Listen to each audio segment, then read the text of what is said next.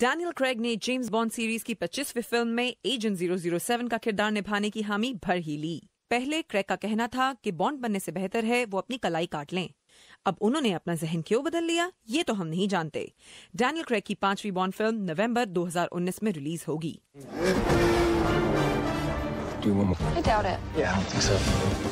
लगता है 2017 Emma Stone का साल है। ला ला लैंड के लिए बेस्ट एक्ट्रेस का ऑस्कर जीतने वाली एमा आमदनी के लिहाज से भी टॉप एक्ट्रेस हैं।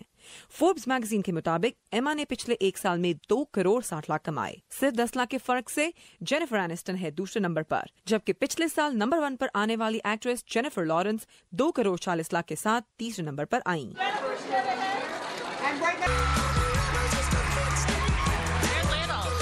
इस साल के टीन चॉइस अवार्ड्स में ब्रूनो मार्स को दिया गया विजनरी का टाइटल,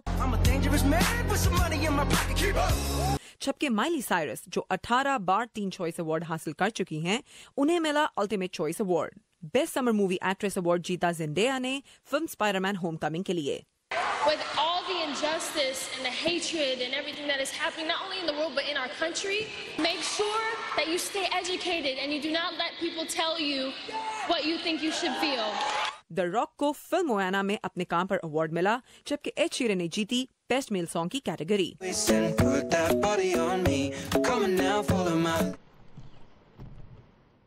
कनाडा में कॉमिक बुक मूवी डेडपूल 2 के सेट पर हादसे में एक स्टंट ड्राइवर जान से हाथ धो बैठी। हादसा मोटरसाइकिल क्रैश होने से हुआ। इस फिल्म के स्टार रायन रेनल्ड्स ने ट्वीट में कहा कि फिल्म का पूरा क्रू उदास है, हैरान है और स्टंट करने वाली खातून के खानदान के लिए दुआ कर रहा है। पुलिस की हादसे के लिए तहकीकात जारी है। शुचि जैन, उर्दू VOA।